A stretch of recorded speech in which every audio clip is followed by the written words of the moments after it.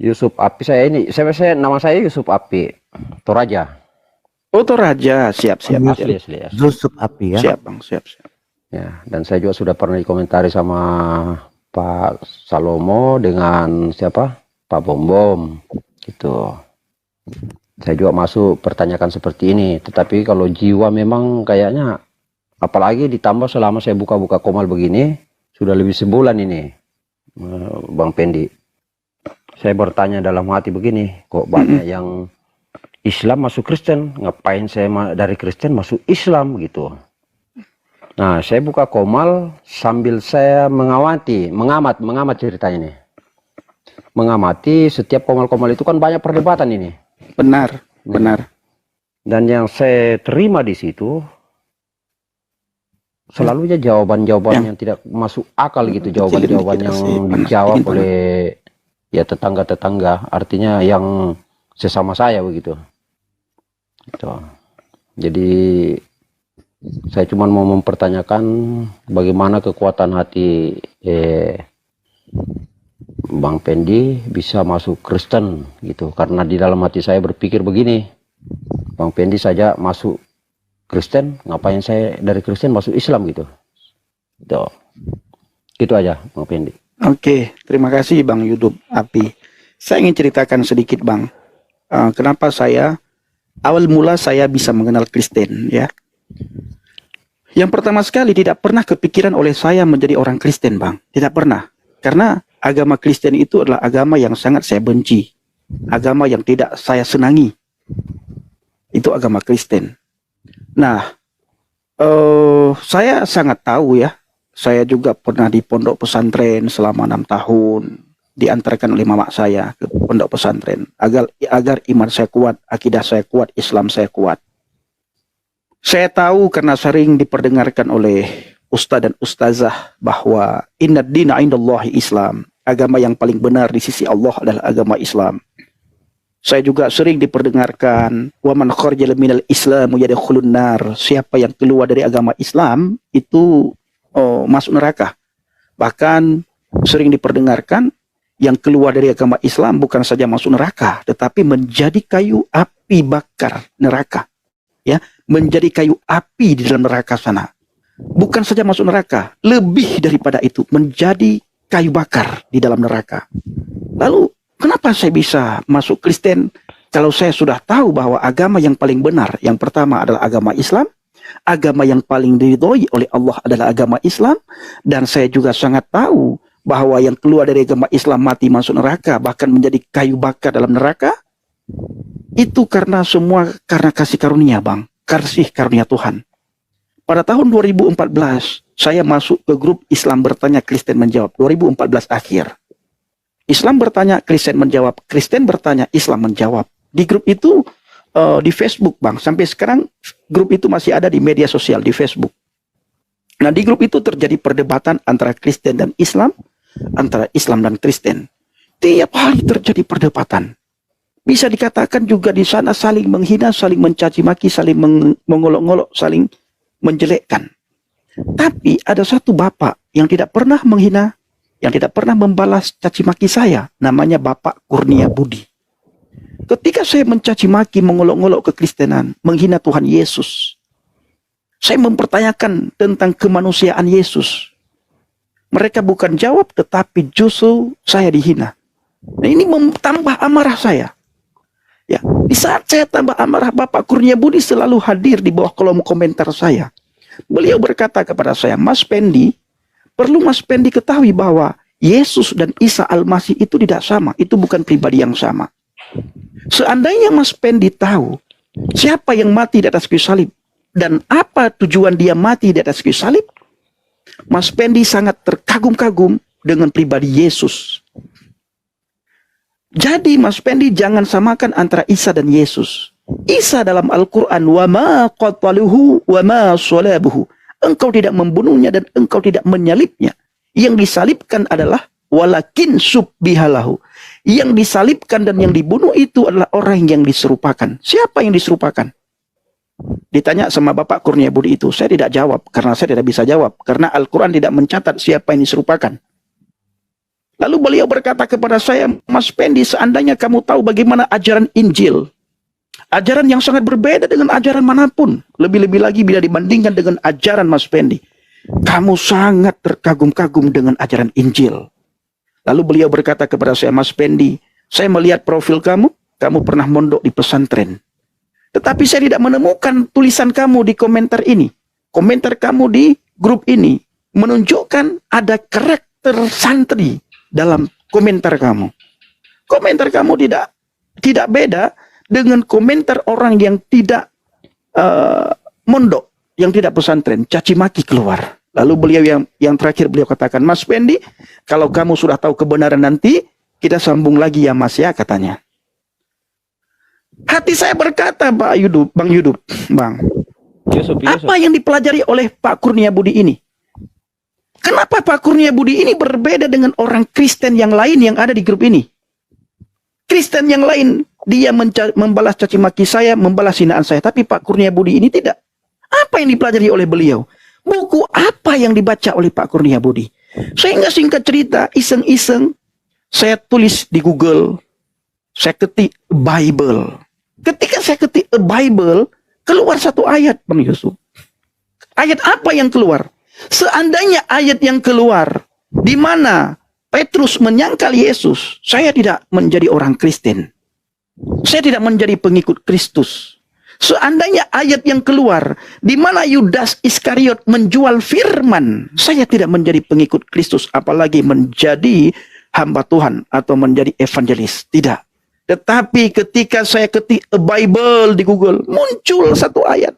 Akulah jalan, kebenaran dan hidup. La ahadan yadhhabu ilal abi illal bi. La ahadan yadkhulu ilal jannah illal bi.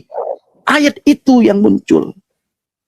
Akulah jalan, kebenaran dan hidup. Tidak ada seorang pun yang datang kepada Bapa kalau tidak melalui aku. Tidak ada satu manusia pun yang bisa masuk surga kalau tidak melalui aku. Ini ayat yang muncul, Bang, ketika saya ketik Bible di Google. Waktu muncul Yohanes 14 ayat yang ke-6 di Google, hati saya berkata, oh Tuhan, siapa dia ini? Bukankah dia itu nabi? Dia rasul, dia utusan. Tapi kenapa dia berani mengatakan, akulah jalan, kebenaran dan hidup? Kalau dia nabi, tidak mungkin dia berani berkata seperti itu. Kalau dia utusan, tidak mungkin dia berani berkata seperti itu. Kalau dia rasul, lebih-lebih lagi tidak mungkin dia berani berkata seperti itu. Saya cari dalam iman saya, Bang. Ada 25 rasul yang wajib saya imani. Di antara 25 rasul, saya cari satu persatu, saya lihat satu persatu. Tidak ada satu rasul pun, tidak ada satu nabi pun yang berani berkata, akulah jalan, kebenaran dan hidup. Sementara pemuka agama dan para ustadz mengatakan semua nabi, semua rasul itu adalah jalan menuju ke surga. Tapi tidak ada satupun nabi dan rasul yang berani berkata akulah jalan, kebenaran dan hidup. Tidak ada. Singkat cerita, Bang, saya berdoa. Saya pernah juga bertanya kepada seseorang ya yang tahu tentang agama. Mereka berkata bahwa Yesus itu sebatas nabi dan rasul, Pendi, dia bukan Tuhan. Saya mengatakan, saya tidak tanya dia Tuhan atau bukan. Yang saya tanyakan, kenapa dia berani berkata, akulah jalan, kebenaran dan hidup? Orang itu berkata, Pendi, Yesus lahir ke dunia ini hanya untuk membawa kita ke surga. Dia memperkenalkan siapa itu Allah kepada kita. Dia bukan Tuhan, Pendi. Dia utusan, dia nabi, dia rasul. Saya berkata, terima kasih Pak atas jawabannya. Saya pulang. Saya masih merenungkan dalam hati dan pikiran saya masih mencari referensi, siapa tahu ada nabi yang berani berkata seperti itu. Lalu saya sejajarkan Yesus dengan nabi-nabi yang lain, dengan rasul-rasul yang lain. Tidak ada satupun yang berani berkata seperti itu, Bang Yusuf. Jadi singkat cerita, saya sempat berdoa kepada Allah, ya Allah, ya Rabbi, ampuni dosa saya, ampuni kesalahan pelanggaran saya. Saya takut murtad ya Allah, jangan sampai saya murtad ya Allah. Jangan sampai tetapkan iman saya dalam Islam ya Allah. Saya tahu inna dina indallahi Islam, agama yang paling benar sisi engkau agama Islam ya Allah. Saya tahu yang keluar dari agama yang engkau ridhai masuk neraka ya Allah. Jangan sampai saya murtad ya Allah. Singkat cerita, Bang Yusuf, saya mendengar suara di telinga saya, akulah jalan, akulah jalan, akulah jalan. Sehingga lama setelah itu saya ambil keputusan, singkat cerita, untuk percaya kepada Yesus Kristus sebagai Tuhan dan Juru Selamat. Saya tinggalkan agama Islam. Kenapa saya tinggalkan agama Islam? Karena saya menemukan kepastian keselamatan di dalam Yesus. Itu Bang Yusuf. Saya tidak mengatakan agama itu tidak baik. Semua agama itu baik, Bang. Tetapi agama Kristen mengajarkan tentang kebenaran. Yesus sendiri mengatakan, akulah kebenaran. Ya, akulah kebenaran. Abang boleh cari di dalam iman yang abang anut sekarang. Nabi mana, Rasul mana yang berani mengatakan, akulah kebenaran, akulah jalan, akulah kehidupan. Tidak ada. Abang boleh cari di dalam iman yang abang anut sekarang. Di antara Rasul yang abang imani, 25 Rasul wajib abang imani. Benar apa tidak? Kalau seperti saya, Mas Pendi, artinya kalau Quran itu jangankan baca, pegang saja saya tidak pernah selama jadi Islam. Oh, enggak, saya tidak tanya Al-Quran. Rasul, benar tidak yang saya sampaikan? Di antara 25 Rasul, abang cari satu-satu. Ada tidak yang berani berkata, aku pergi ke surga menyediakan tempat bagimu, supaya di mana aku berada, engkau pun berada. Ini Bang Yusuf, Bang YouTube harus pahami. Jadi pesan saya, selama nyawa masih ada, nafas masih ada, ya, apalagi saya kembali kepada jalan yang benar, Bang. Kembali kepada jalan yang benar. Saya tidak mengatakan kepada Bang Yusuf, Bang, ayo masuk lagi ke agama Kristen. Tidak, agama Kristen tidak menyelamatkan. Ya, Kristen itu tidak menyelamatkan kita. Yang menyelamatkan kita adalah Yesus. Kembali kepada Yesus, Bang. Iya, ya, makasih banyak nih Mas Pendi atas sanunya, karena saya juga kembali berpikir bahwa memang selama saya di Kristen dulu, artinya gimana ya, seperti orang liar begitu, jadi tidak pernah mengenal seperti ini waktu di Kristen, lebih-lebih waktu saya masuk Islam. Nanti setelah saya mulai berpikir, di antara teman-teman apa semua selalu bilang begini, saya coba buka, ada sudah lebih 1 bulan ini, sudah hampir 2 bulan ini saya buka Komal, saya belum pernah masuk. Jadi saya ini baru 3 kali masuk di Pak Bom dengan masuk di siapa ini, Pak Salomo. Nah, ini saya masuk di sini sekali. Tuh. Oke. Jadi saya mendengarkan perdebatan. Yang saya kagetnya waktu itu, sebelum dengar Komal ini saya cerita dulu. Siap. Saya waktu masih Islam, waktunya masih ini, sekarang kan masih Islam saya ini. Saya pergi tahlilan ini, Mas Pendi. Saya rajin dulu pergi tahlilan, tapi saya tidak tahu tahlilan gimana, cuman karena kebiasaan saja. Orang-orang sekitar sini tahlilan kan gitu. Apa namanya itu, yasinan, kau orang sini bilang apa itu? Iya. Kalau setiap malam Jumat itu saya ikut itu. Yasin, Yasin berarti. Ya, Yasin. Setiap malam Jumat, di sini kan Jawa. Jadi setiap malam Jumat pindah-pindah rumah pindah ke rumah, yasinan begitu setiap malam Jumat. Nah, saya mungkin dalam beberapa kali ikut itu tidak saya terlalu paham dia namanya. Tetapi di hari terakhir saya ikut itu, saya sempat dengar itu doa yang diceritakan tentang Muhammad begitu, bahwa didoakan supaya dia selamat dengan apanya itu, dengan keluarganya apanya kayak itu disebut di situ. Saya kembali waktu pulang ke rumah, saya duduk pikir-pikir, ya saya dengar di Kristen ini keselamatan. Loh, kok di Islam kenapa nabinya tidak selamat ini, didoakan gitu agar selamat. Nah, ini ya saya kaget di situ.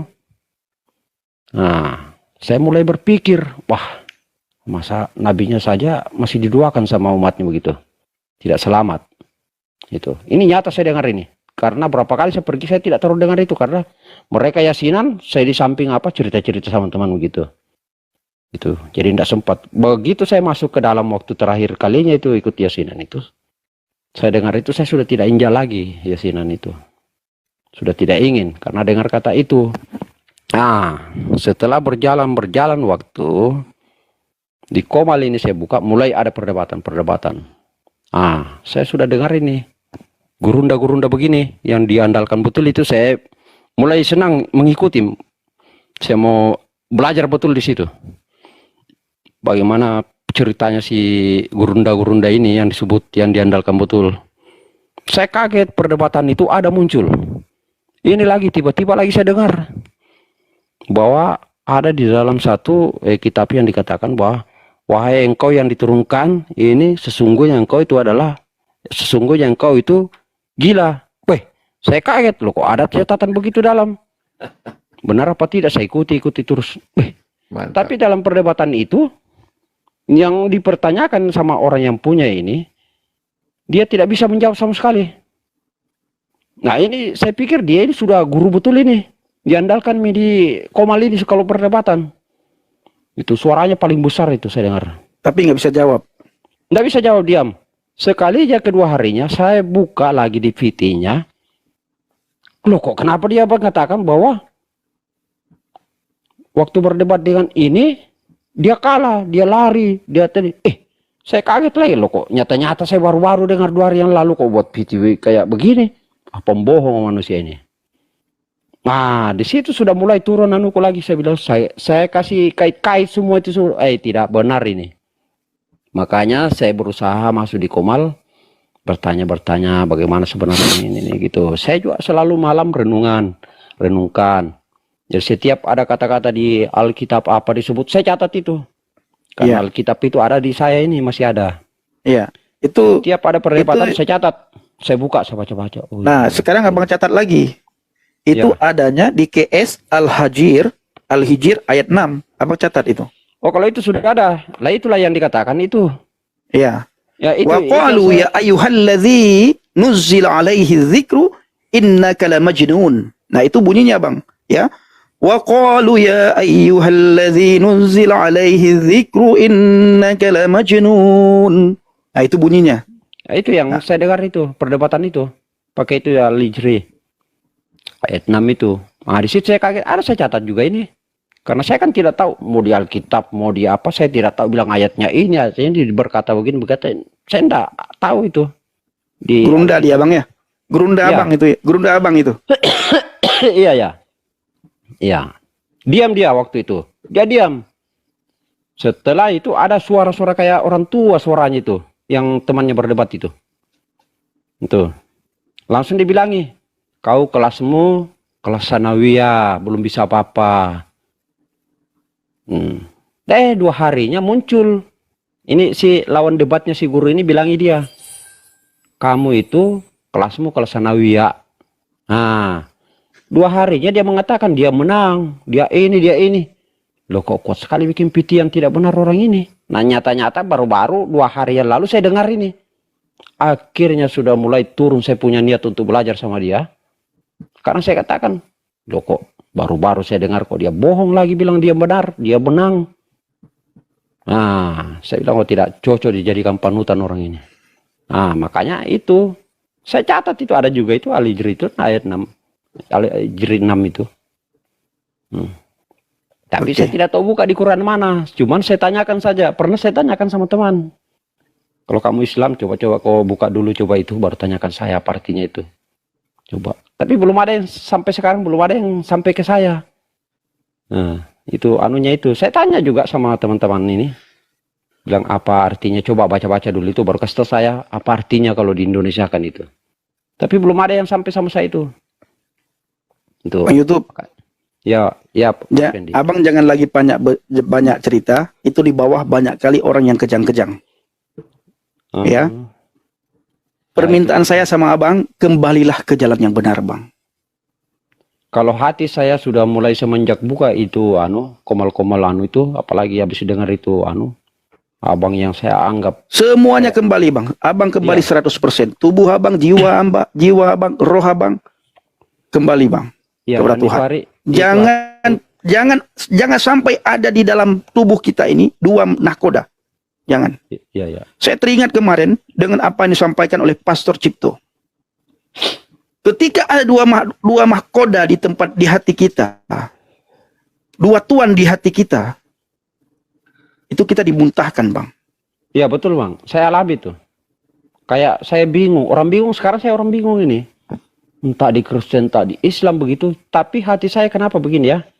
Setelah setiap orang berdebat, Apalagi kalau saya tahu bahwa perdebatan itu dia mencaci maki Kristen, saya betul-betul di situ komen yang membantah dia kan begitu. Oh, kamu Iya. tidak benaran begini, kalau memang kamu agama begini.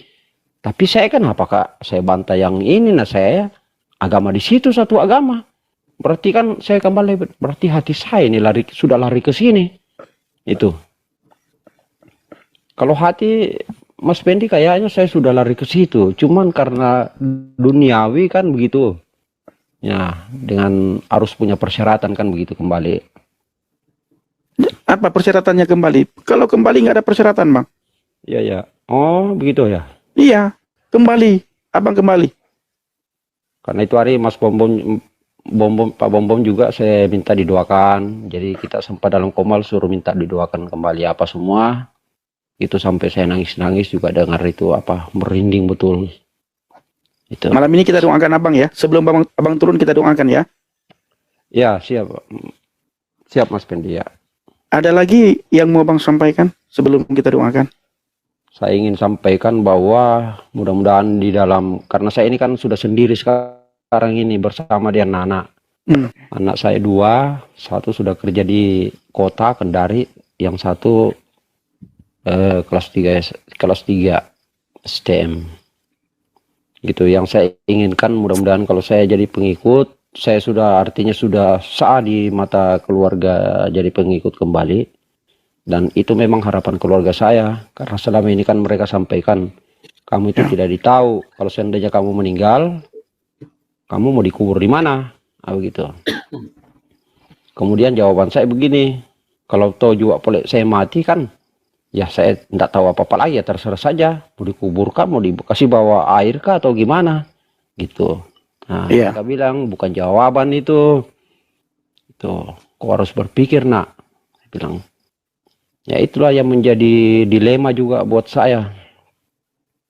Itu. Jadi kalau keinginan saya, kalau seandainya saya bisa didoakan, mudah-mudahan saya diberikan kekuatan dan diketuk pintu hatinya saya untuk mengikut kembali ke Kristus. Dan kalau bisa juga anak-anak saya. Amin. Amin, amin. Amin. Itu yang permintaan saya, Mas Pendi. Siap abangku, siap. Ya, satu sebenarnya yang penasaran saya ya sebelum kita doakan ya. Abang di room Islam itu tidak mendapatkan pengajaran kah tentang Quran gitu bang? Di room Islam itu agama saya itu saya bukan bilang karena saya tidak pernah masuk, bang. Oh, tidak ingin masuk tapi karena dengar dari bawah. Iya. Dari bawah aja. Iya, saya selama abang dengar apa pengajaran yang mereka itu bang di sana? Ya itulah yang selalu saya dengar kalau misalkan di komal-komal ini, ya artinya kalau mereka sendiri yang bercerita, tidak lain dan tidak bukan, ya sudah itu dia merendahkan, mengapakan semua. Nah, kemudian di saat perdebatan tidak pernah saya dapatkan satupun perdebatan itu yang masuk di akal saya setelah mereka berdebat dengan agama lain. Oh, tidak ada dapat poin yang penting gitu yang menjawab pertanyaan-pertanyaan. Iya. Pertanyaan itu terjawab dengan baik gitu tidak ya? Iya, dan selalu saya dapatkan tidak pernah dijawab dengan misalkan saya jawab dengan diri saya, dengan keluarga saya, mungkin saya jawab sesuatu persoalan itu di dalam keluarga saya, tetapi dia selalu melihat di keluarga orang lain. Orang lain gitu, tetangga sebelah ya. Tetangga sebelah ya. Jadi itu yang saya bikin pakai orang sebelah gitu ya. Iya. Okay. Itu dan mau saya ingin sekali saya lihat di komal-komal seiman saya itu yang di Islam maunya kenapa tidak pernah membuka persoalan Qur'annya di dalam komal, artinya ya itu ya kesaksiannya. Silakan Pak King, tanggapannya luar biasa. Jadi memang kalau saya bilang Pak Lidara, kebenaran itu harus diuji. Jadi kita nggak bisa menerima kebenaran itu mentah-mentah kita terima begitu saja. Harus diuji. Benar nggak? Ini adalah sebuah kebenaran. Harus dikaji. Entah itu di Kristen, entah di Islam, di Buddha, di Hindu, atau agama lain, harus diuji kebenaran itu. Jangan diterima mentah-mentah. Jadi saya menguji semua kebenaran itu setelah saya di Kristen cukup lama. Pada waktu saya masih muda, saya baca Alkitab itu lewat-lewat saja, Pak Lidara. Tidak sungguh-sungguh, seperti saya baca buku cerita. Tetapi setelah saya memahami kekristenan dan saya cari kebenaran, lalu saya selidiki kitab suci ini, ternyata ayat per ayatnya itu hidup dan bisa berbicara kepada saya. Semakin saya baca, semakin saya memahami artinya. Semakin saya bergelut dan haus dan lapar akan firman, maka saya dibukakan sedikit demi sedikit, sehingga saya mulai memahami kebenaran itu hari lepas hari makin bertambah-tambah. Karena Tuhan tidak mungkin buka sekaligus memberikan kebenaran seutuhnya, kita nggak akan mampu. Karena otak kita kecil. Tuhan membukakan kita sesuai dengan daya tampung kita. Nah, yang membuat saya itu terperanjat, kemarin saya nonton sebuah video, Pak Lidara, dari Profesor Muhammad Ali, atau yang dikenal alias Menahem Ali. Dia berkata begini, Pak Lidara, bahwa Abraham itu bukan orang Arab. Musa bukan orang Arab. Olo SWT menerjemahkan bahasa Ibrani, dimasukkan ke dalam Al-Quran. Wow, saya kaget, Pak Lidara. Seorang profesor Muhammad Ali bisa berkata demikian. Ada di TikTok. Saya tidak bohong, Anda cari di TikTok. Saya waktu itu sudah bagi ke Pak Heri. Kalau nanti mau tampilkan lagi Pak Lidara, bisa hubungi Pak Heri. Atau saya cari lagi itu. Saya terkaget-kaget, Pak Lidara, dengan pernyataan dia. Lalu saya komparasi dengan pernyataan Profesor Mun'im Siri. Dia berkata begini, Pak Lidara. 2/3 isi Al-Quran itu dari perjanjian lama dan perjanjian baru. Wow. Saya lebih terkaget-kaget lagi, Pak Lidara. Kenapa demikian? Oh, pantas. Profesornya bilang, Abraham tidak berkata seperti ini. Ini sudah diterjemahkan ke dalam bahasa Arab. Bahasa aslinya adalah bahasa Ibrani. Berarti ini adalah kitab terjemahan. Yang selama ini mereka gadang-gadangkan Al-Quran dari Allah SWT. Tapi ternyata semua nabi-nabi yang dikatakan ada 25 nabi itu disedot dari perjanjian lama dan perjanjian baru. Masuk di dalam Al-Quran. Yang membongkar siapa? Mereka sendiri, Profesor Mun'im Siri dan Profesor Muhammad Ali. Atau Menahem Ali.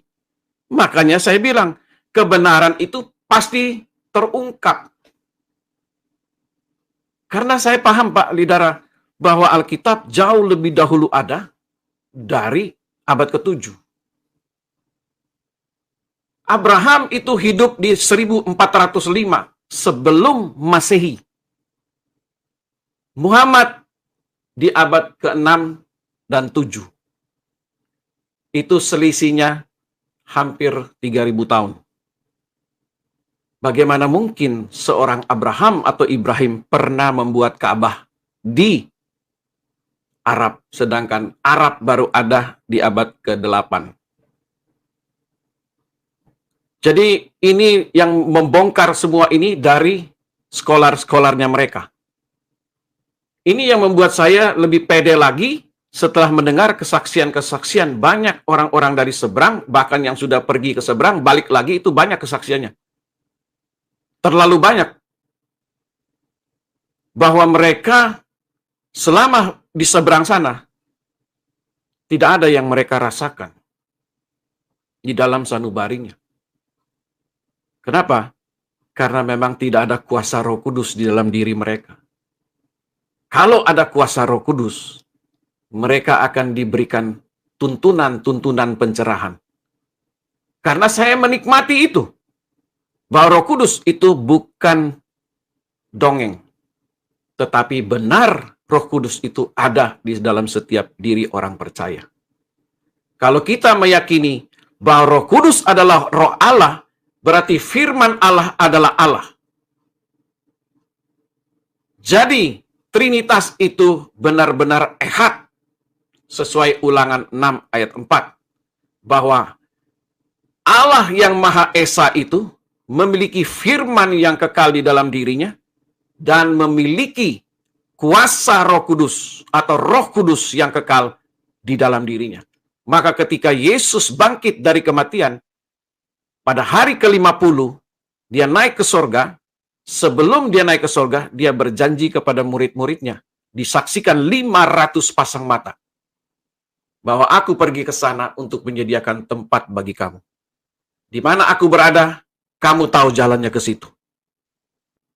Dan aku akan meminta kepada Bapa untuk mengutus Roh Kudus dalam namaku. Dalam nama siapa? Dalam nama Yesus. Jadi saudara, jangan kalian lihat hanya sisi Yesus sebagai manusia di dunia ini hanya 33 tahun. Sebagai kemanusiaan yang menyampaikan firman untuk menyelamatkan manusia. Dia harus memperlihatkan dirinya. Karena itu firman harus mengenakan tubuh daging supaya bisa terlihat. Dan kesaksian tadi luar biasa. 25 tahun dia sudah nyebrang, tetapi dia nggak dapat apa-apa. Makanya saya himbau anak-anak Tuhan, orang Kristen dimanapun berada. Mari kita menjawab para polimuter dengan kasih. Jawab mereka dengan firman. Terima nggak terima urusan mereka. Soal bertobat tidak bertobat urusan Roh Kudus. Karena Roh Kudus yang mampu mentobatkan orang. Jadi, sehebat apapun kita berteologi, sehebat apapun kita membela iman kita, tanpa kuasa Roh Kudus, kita kosong, nol. Karena itu, saudara, keselamatan itu adalah anugerah. Kita nggak bisa bayar dengan uang kita, sekalipun kita memiliki seluruh dunia ini. Keselamatan itu anugerah pemberian Tuhan. Jikalau Tuhan sudah memanggil seseorang menjadi anaknya, orang itu nggak akan bisa tahan. Mau dia kiai kek, mau dia profesor doktor kek, mau dia pemuka agama sehebat apapun, kita sudah banyak menyaksikan. Ketika Tuhan panggil dia menjadi anaknya, maka dia akan meninggalkan iman yang lama.